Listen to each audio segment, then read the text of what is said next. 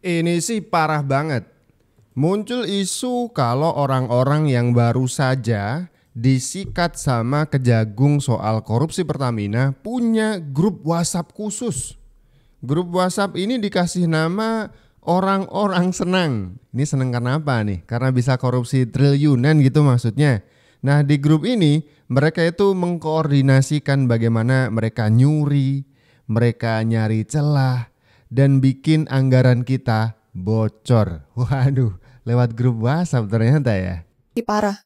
Ternyata, tersangka kasus korupsi di subholding Pertamina belum lama ini memiliki grup WhatsApp bernama Orang-Orang Senang yang digunakan untuk komunikasi internal mereka. Saat ini, Kejaksaan Agung sedang mendalami isi percakapan dalam grup tersebut. Meskipun begitu, Kepala Pusat Penerangan Hukum Kejagung, Harli Siregar, mengaku belum mengetahui detail obrolan yang terjadi di dalamnya. Grup ini diketahui hanya diisi oleh orang-orang dari subholding Pertamina, tanpa melibatkan tersangka dari pihak swasta. Kejagung kini fokus menggali informasi dari 9 tersangka yang telah ditahan.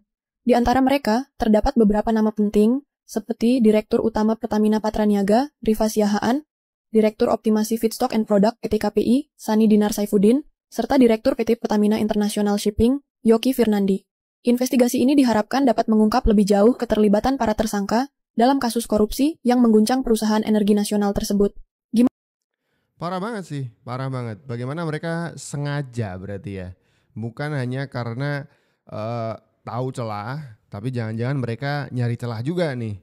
Kan kadang-kadang orang melakukan kesalahan karena emang ada kesempatan. Waduh, ini handphone, ini perangkat elektronik ditinggal sendirian, diembat ah. Kadang ada kesempatan. Cuman kalau ada grupnya mereka diskusi, itu sengaja mengusahakan ada celah di sana. Berarti niat jahatnya tuh berawal dari sini gitu. Kami mendengar satu berita yang di-share oleh kawan kami di grup Komisi 6, Pak. Menangis hati kami, Pak.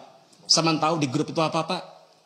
Pernyataan dari Kejaksaan Agung bahwa mereka menemukan grup WA yang judul grupnya adalah Orang-Orang Senang. Na'udzubillah min syarri dzalik, Pak. Jadi ternyata mereka melakukan selama ini dengan kesadaran, Pak. Dengan menari-nari di atas penderitaan rakyat, merampok bukan hanya dari negara tapi juga dari rakyat kami, Pak.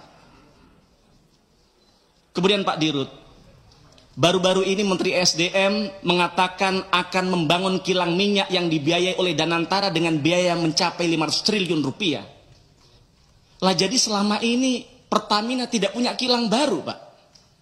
Padahal ketika 2019 yang lalu kami duduk di sini, ketika di situ di tempat Bapak ada namanya Bu Nike, saat itu menyampaikan bahwa RDMP Balikpapan maksimal tahun itu akan selesai, tapi ternyata kami baru tahu sampai tahun 2025 itu tidak tuntas juga, Pak. Ya kan Bu Nikenya kena, Pak. Itu artinya jawabannya sudah Bapak sendiri tahu. Yang Bapak sebut namanya itu kan juga kena, bahkan sebelum kasus ini gitu.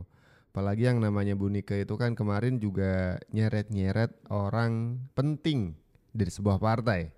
Partai yang warna keagungannya adalah warna merah itu. Ya iya yang itu. Di pasar kita akan dalami, karena di tahanan tidak boleh membawa alat komunikasi. Kalau ada, berarti anak buah saya yang kurang ajar saya akan tindak. Kalau ada, ya kita dalami. Siap. Kita juga kan mendengar ini di publik, di media, ya. Tadi Bapak Jaksa Agung sampaikan, nah ini sedang didalami. Apakah memang itu benar? Ada. Tetapi kalau setelah mereka dilakukan penahanan, saya pastikan itu tidak ada.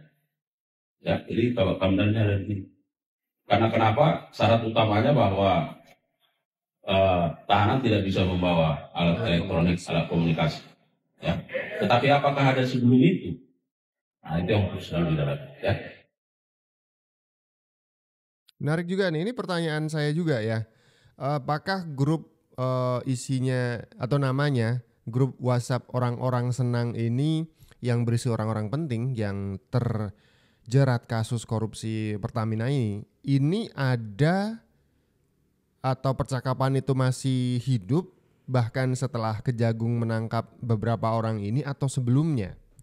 Kalau ini ada setelah Kejagung menangkap orang-orang ini, waduh, mereka sedang bersih-bersih berarti. Entah itu ada koordinasi kita sembunyikan di mana biar kemudian tidak terendus aparat atau menyelamatkan orang lain yang belum terungkap ya, belum tertangkap, belum terungkap.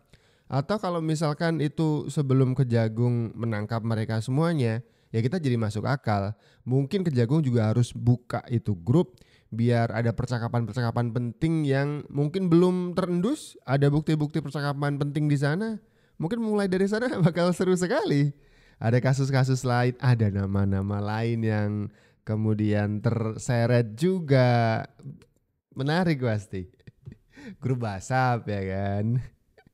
Cowok-cowok aja menyembunyikan grup WhatsApp itu dari cewek itu, waduh akalnya macam-macam, Mbak. Ini koruptor, ya kan? Pramono Anung alihkan program sarapan gratis di Jakarta jadi renovasi kantin. Gini ya, gue nggak milih Pramono, tapi gue warga Jakarta. Jadi gue ingin mengkritik kebijakan renovasi kantin ini. Tulang punggung perekonomian Indonesia. Saya kembali lagi sharing pada kesempatan ini, hari kedua ketika saya menerima amanah sebagai Direktur Utama Pertamina, saya bersama Komisaris Utama dipanggil menghadap Presiden Prabowo Subianto di Istana Merdeka saat itu. Ketika bertemu, pesan beliau sangat sederhana. Tidak lebih dan tidak saya kurangi. Ketika bertemu, beliau hanya menyampaikan, setialah hanya kepada bangsa dan rakyat Indonesia, setialah hanya kepada merah putih. Sambil menunjuk bendera yang berada di belakang, beliau duduk. Dan beliau pesan, Pertamina adalah soko guru dan tumpuan bangsa Indonesia. Itulah yang selalu kami resapi. Tentunya kembali lagi, ketika kami menghadapi ujian, dugaan proses pelanggaran hukum yang sedang berlangsung, kami hormati, namun tentunya saya juga memberikan semangat, memberikan jaminan kepada rakyat Indonesia bahwa di dalam Pertamina pun masih banyak sosok-sosok yang merah putih yang tentunya mau berjuang untuk kebaikan dan kemajuan Pertamina. Siapapun saya usahakan menjawab tidak pakai admin, supaya ada sentuhan personal juga. Saya juga mengakui jujur, tentunya banyak mendapat hujatan, saya terima sebagai bagian dari perbaikan kita, banyak juga mendapat apresiasi, banyak juga mendapat dukungan, dan banyak juga laporan-laporan yang masuk terhadap beberapa praktek-praktek SPBU yang nakal, yang nanti akan kita kerjasama dengan aparat hukum untuk kita bersihkan, dan jangan sampai rakyat yang dirugikan. Jadi ini nomor ini saya pakai terus, kadang-kadang jam 12, jam 1, jam 3, bahkan ada yang tidak percaya kalau itu saya telepon balik, ini benar saya, untuk menunjukkan bahwa selain call center 135, kita juga punya jalur personal untuk bisa menampung aspirasi, masukan, keluhan, dan iya, ini satu saya bawa terus. Ini sepertinya jadi salah satu cara ya yang dipakai oleh Dirut Pertamina yang baru untuk mengambil kembali kepercayaan masyarakat. Beliau ini pakai kontak pribadi, ada nomor yang lain gitu ya yang beliau pakai untuk menerima pengaduan dari masyarakat. Tapi mungkin kalau menurut saya Pak ya itu kurang efektif karena waduh ini orang seluruh Indonesia, belum lagi kalau teman saya misalkan ada teman-teman saya yang usil-usil, lagi nganggur, telepon Dirut Pertamina, kan repot juga Pak itu, ya kan. Mungkin call centernya dan juga bilik-bilik pengaduannya itu bisa dimaksimalkan. Tidak harus Bapak sendiri yang pegang. Ini orang se-Indonesia Pak, ya kan. Bakal sulit gitu. Tapi yang menarik adalah ketika Dirut Pertamina yang baru ini mendapatkan wejangan dari Pak Prabowo bahwa Pertamina adalah soko guru dari bangsa ini. Ini adalah bagian penting dari negara Indonesia. Bagaimana APBN kita strukturnya juga lewat dividen-dividen yang dihasilkan oleh usaha-usaha BUMN dan juga pajak tentu saja. Dan di mana usaha BUMN yang paling besar ini ya tentu saja kita harus akui adalah pertambangan gas dan juga minyak kan begitu. Pertamina jadi hal yang paling penting untuk kemudian ditutup kebocoran-kebocorannya. Makanya pesannya Pak Prabowo adalah tetap setia kepada merah putih. Nah, sekarang saya mau ngajak teman-teman semuanya untuk sedikit mengawang gitu ya. Karena akhir-akhir ini saya dapat isu gak mungkin itu bersih-bersih Kejagung tanpa sepengetahuan Pak Prabowo. Ada 2 pertanyaan. Yang pertama adalah apakah pemerintahan sebelumnya itu benar-benar tidak tahu? Atau yang kedua, pemerintah sebelumnya ya seperti yang beberapa konten saya bilang, Pak Jokowi itu masukin ke keranjang, Pak Prabowo yang check out gitu. Jadi ini tuh seperti sebuah kerjasama gitu. Kalau menurut kalian seperti apa? Ini menarik perbandingannya atau juga perdebatannya. Tulis di kolom komentar ya perdebatannya seperti apa. Saya mau baca komentar dulu deh. Soal Dirut Pertamina yang mendapatkan wejangan dari Pak Prabowo ini. Ada Hari Pauli. Sewaktu diangkat seluruh pejabat negara dari presiden hingga camat bersumpah di bawah Al-Quran dan kitab suci. Masing-masing kepercayaan gitu ya.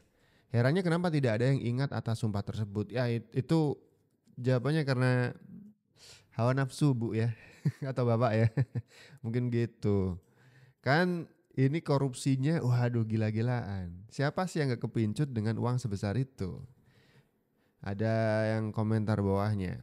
Yang jadi pertanyaan saya bagaimana dengan Dewan Wakil Rakyat? Apakah beliau setia kepada bangsa, rakyat dan merah putih? Atau jangan-jangan setia kepada amplop berisi? Mantap. Karena akhir-akhir ini ada isu juga bahwa ada anggota Dewan yang menerima amplop coklat gitu. Yang kemudian viral isunya seakan-akan anggota dewan yang itu menerima sogokan gitu. Lucu. Ketua Majelis Syura Partai Umat Amin Rais khawatir Indonesia semakin terpuruk di bawah kepemimpinan Presiden Prabowo Subianto. Hal itu disampaikan Amin Rais melalui akun YouTube-nya pada Jumat 8 Maret 2025 lalu. Amin Rais menilai Indonesia bisa semakin bobrok lantaran Prabowo dibayang-bayangi oleh Presiden ke-7 Republik Indonesia Joko Widodo yang menyebut Indonesia bisa lebih buruk lantaran Jokowi terus menempel kepada Prabowo seolah menjadi partner kerja. Lebih lanjut, Amin Rais mengkritik inovasi Prabowo soal Danantara dan uang emas yang dinilai menjadi ladang korupsi elit. Keduanya dinilai merupakan proyek ambisius yang bisa berimbas panjang, yakni bencana finansial. Amin Rais pun mencontohkan pembangunan IKN yang disebutnya sudah menjadi wilayah hantu. Yang menyebut pembangunan IKN yang berhenti itu juga menjadi ladang korupsi besar-besaran. Kalau saya disuruh untuk ngomentarin Pak Amin Rais ini kayaknya saya sudah agak males ya. Jadi saya akan baca komentar dari netizen saja. Ada Siki Fujin. Justru Prabowo lah Indonesia akan maju. Nah ini kepercayaan dari masyarakat nih. Beda dengan apa yang Pak Amin percayai. Ada Bram. Memangnya Amin Rais bisa apa? Mentang-mentang ini pernah jadi ketua MPR bang. Nur Hadi Sumanto. Amin pulanglah.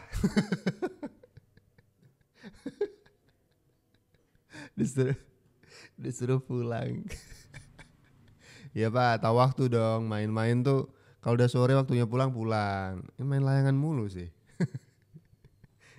Aldi menunggu. Amin Rais dari dulu suka-suka ramal, tapi tidak pernah terjadi satupun ramalan dari Amin Rais. Wah, kurang gacor ramalannya berarti ya. Nurdin, apalagi dipimpin Amin Rais ya. Karena tuduhannya Amin Rais adalah Indonesia di tangan Prabowo akan semakin terpuruk. Nah sekarang saya ajak teman-teman semuanya untuk membuka kembali video-video Pak Amin Rais yang dulu-dulu. Saya yakin kalian akan menangkap perbedaan yang signifikan. Dulu yang diserang oleh Pak Amin Rais itu adalah Pak Jokowi, Mas Gibran, Mas Kaisang dan orang-orangnya Pak Jokowi. Itu aja. Bahkan ketika Mas Gibran jadi wakil presidennya Pak Prabowo, jarang sekali Pak Prabowo ikut diseret-seret. Mentok-mentok Mas Gibran yang dijelek-jelekin. Nah sekarang tahu perbedaannya? Ketika Mak Banteng Mun sudah memberikan instruksi para kepala daerah dari PDIP untuk membangkang perintah Prabowo untuk tidak hadir retret, Pak Amin Rais ikut-ikutan. Sekarang sudah secara terang benderang belak-belakan menyerang Pak Prabowo. Ya, dia bilang Indonesia makin bobrok dipimpin Pak Prabowo. Lah, kok jadi beda sekarang narasinya? Ada apa ini? sudah ada briefing untuk boleh menyerang Prabowo, sekarang dulu nggak boleh atau gimana? Gimana ini?